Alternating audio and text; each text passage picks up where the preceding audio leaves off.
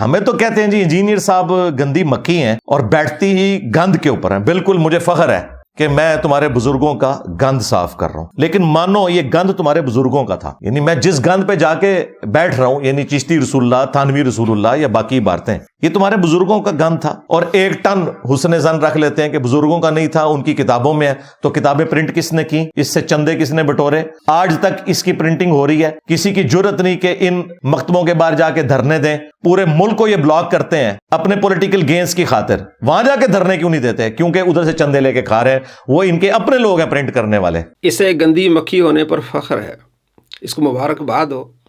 اور یہ کہہ رہا ہے کہ یہ کتابیں پرنٹ کیوں کرواتے ہیں جس میں چشتی رسول اللہ کا واقعہ ہے.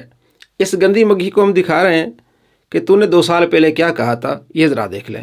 علی بھائی اگلا سوال ہے، آپ کے بار بار توجہ دلانے اور لکیر پیٹنے کی برکات بالآخر ظاہر ہو گئی ہیں، اور بریلویوں کے پبلشر شبیر برادرز نے اپنی مشہور بک ہشت بہشت میں موجود فوائد السالکین میں سے چشتی رسول اللہ والا گستاخانہ واقعہ نکال کر نئی پرنٹنگ بھی کر دی ہے. اب آپ کی بھی یہ اخلاقی ذمہ داری ہے کہ بریلوی علماء کے اس عمل کو اپریشیٹ کریں. دیکھیں جی، میں غیر مشروط طور پر شبیر برادرز کو اور ان سے متعلقہ جو بریلوی علماء ہیں انہیں مبارکباد پیش کرتا ہوں. بہت اچھی ایفرٹ انہوں نے کی ہے. جی دوستو، آپ نے دیکھا گندی مکھی نے خود ٹائٹل کیا لگایا ہے، بریلوی علماء کو مبارکباد کیوں. اس میں کہہ رہا ہے کہ میں مبارکباد دیتا ہوں. یہ واقعہ انہوں نے تبدیل کر دیا ہے، پرنٹنگ روک لی ہے، مبارکباد دے رہا ہے. تو اب یہ گندی مکھی پھر وہی باتیں کر رہی ہے، اس لیے کہ گندی مکھی ہے نا، گند پر بیٹھتی ہے. اس نے مسلمانوں کو کافر کرنا ہے. یہ شہرت کے لیے ایسی باتیں کرتا ہے، یہ شہرت کا بھوکا ہے، بار بار انہی چیزوں کو ہائی لائٹ کرتا ہے جن کے بارے میں مسلمانوں کا عقیدہ ہی نہیں ہے. مسلمانوں کو کہتا ہے کہ یہ ان کا بنیادی عقیدہ ہے چشتی رسول اللہ، نعوذ باللہ من ذالک. اتنا بڑا اس کے اندر گند ہے، یہ گند سے بھرا ہوا ہے.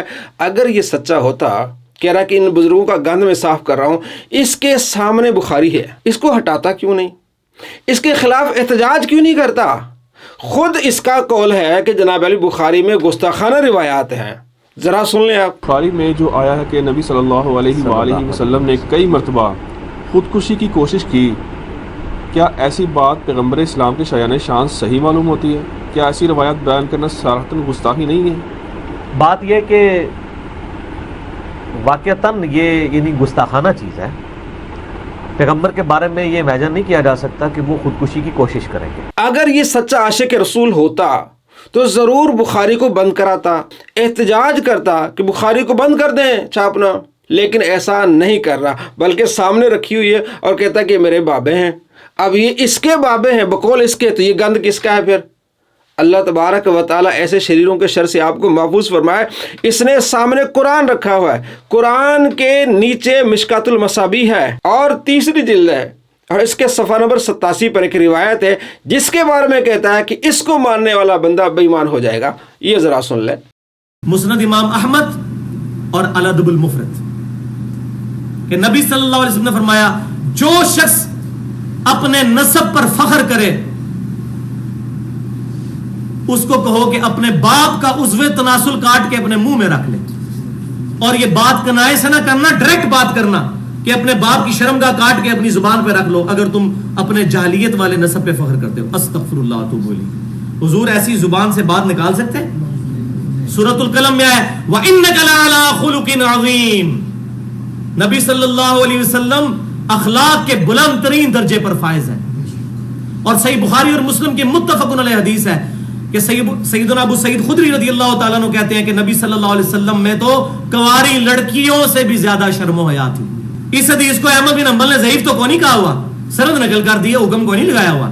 تو مانے بےمان ہو جائے اس حدیث کو مان کے. اور مشکات میں بھی موجود ہے کہ نبی صلی اللہ علیہ وآلہ وسلم نے فرمایا کہ جو شخص اپنے جاہلی نسب پر فخر کرے، جیسے زمانے جاہلیت میں لوگ فخر کرتے تھے میں تو فلاں اونچے خاندان سے ہوں، تو اسے کہو کہ تمہیں اس نسب کے اوپر فخر ہے نا تو اپنے باپ کی شرمگاہ کاٹ کے اپنے منہ میں رکھ لو. یہ بات کنائے سے نہ کرنا، ڈائریکٹ کہنا کہ اپنے باپ کی شرمگاہ کاٹ کے اپنے منہ میں رکھ لے جس کے اوپر تو فخر کر رہا ہے کہ میں فلاں باپ کی اولاد. نعوذ باللہ. اب یہ الفاظ نبی علیہ السلام کے اخلاق میں کہیں بیٹھتے ہیں؟ یہ دوست آپ نے دیکھا کہ یہ روایت مشکات میں ہے، اس کو ماننے والا بے ایمان ہو جائے گا، ایسی گستاخی والی روایت جس کو ماننے والا بندہ بے ایمان ہو جائے وہ اس نے قرآن کے نیچے رکھی ہوئی ہے، تو یہ کب احتجاج کرے گا؟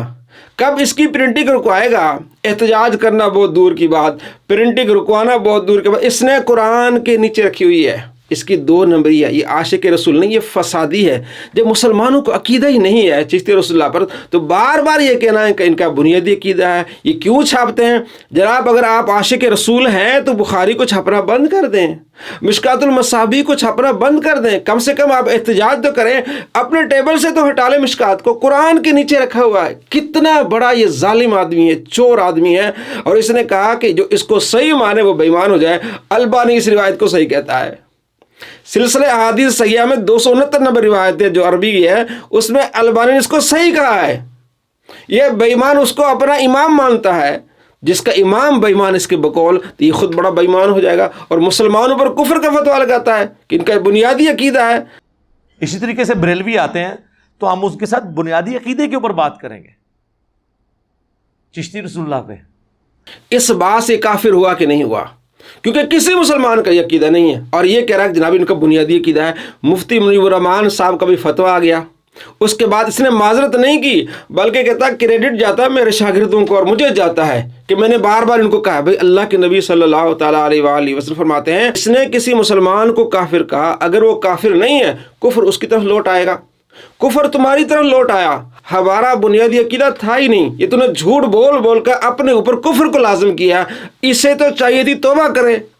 اور جس کے مر گئے جو اس کے چیلے تھے ان کے ایمان کی یہ دعا کرے کہ اللہ تعالیٰ نے عذاب سے بچایا کہ میں نے انہیں یہ بتایا تھا کہ ان کا بنیادی عقیدہ ہے، ان کا تو بنیادی عقیدہ تھا ہی نہیں، تو اس کے ماننے والی بھی توبہ کرے، استغفار کرے، رجوع لائے دنیا میں۔ اللہ تبارک و تعالیٰ توبہ کو قبول فرماتا ہے، لیکن یہ کیسے رجوع لائے؟ اس پر تو اللہ کی لعنت ہے۔ اللہ تبارک و تعالیٰ نے اس سے دشمنی کر رکھی ہے، اس لیے کہ اللہ فرماتا ہے جو میرے ولیوں سے دشمنی رکھے اس سے میرا اعلان جنگ ہے۔ اور یہ اپنے منگول بابو پر خوش ہوتا ہے جنہوں نے اولیاء کرام کو شہید کیا، اور اتراتا ہے کہ ہم منگول ہیں، اور اپنے فتوے سے کافر ہوتا ہے۔ جو لوگ ورڈنگ دیتے ہیں نا کسی کے بارے میں کہ اس پہ اللہ کا عذاب آ گیا، یہ کلمات کفر ہے کسی شخص کے بارے میں بولنا، کیونکہ اس کا تعلق علم الغیب کے ساتھ۔ آج کی ڈیٹ میں چونکہ پیغمبر وقت دنیا میں موجود نہیں ہے، لہٰذا کوئی بھی آنے والی تکلیف جو ہے اسے آپ قطعاً عذاب الہی نہیں کہہ سکتے، کیونکہ یہ خالصتاً علم الغیب سے تعلق رکھنے والی چیز ہے جو کہ صرف پیغمبر کے ساتھ خاص ہے۔ ذرا اولاد میں منگولا دیا، ہاں تو صوفی بھی منگولا نے وڈے، اللہ کی طرف سے عذاب بن کے نازل ہوئے منگول، اور باقی عذاب الہی مسلمانوں کے اوپر نازل ہوئے۔ منگولوں کی اولاد ہے، ان کو پتہ نہیں ہے منگولاں دے ہاتھ لگے نے تو سارے بابے منگولاں نے وڈے ہوئے نے، جتنے اولیاء اللہ نے۔ کوئی بابا فرید الدین عطار جس کو 627 ہجری میں منگولوں نے کاٹ کے رکھ دیے، ان کے سارے بابے صوفی بھی منگولا نے وڈے، اللہ کی طرف سے عذاب بن کے نازل ہوئے منگول۔ جو لوگ ورڈنگ دیتے ہیں نا کسی کے بارے میں کہ اس پہ اللہ کا عذاب آ گیا، یہ کلمات کفر ہے کسی شخص کے بارے میں بولنا۔ آپ نے دیکھ لیا کہ اپنے فتوے سے خود کافر ہوتا ہے، پہلے یہ کہہ رہا ہے کہ جناب علی کسی کے بارے میں ہم یہ ورڈنگ نہیں دے سکتے کہ اس پر عذاب آیا، اور بعد میں کہا ہے منگول عذاب بن کے آئے۔ تو وہی کب نازل ہوئی؟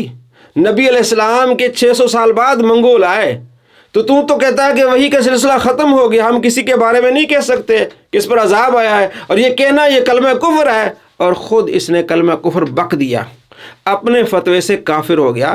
ایسے کافروں سے اپنا ایمان بچائیے، ایسے گستاخوں سے اپنا ایمان بچائیے جو 2 نمبر ہیں۔ عاشق رسول ہوتے تو ہر اس عبارت کے بارے میں دھرنا دیتے، احتجاج کرتے جس میں گستاخی کا پہلو پایا جاتا ہے، وہ کتابیں اس نے اپنے سامنے رکھی ہوئی ہیں۔ بقول اس کے یہ کہہ رہا ہے کہ مشکات میں ایسی روایت ہے، نبی علیہ السلام ایسی بات کر نہیں سکتے، گستاخی ہے اور بے ایمان بنانے والی بات ہے، اس کو قرآن کے نیچے رکھا ہوا ہے۔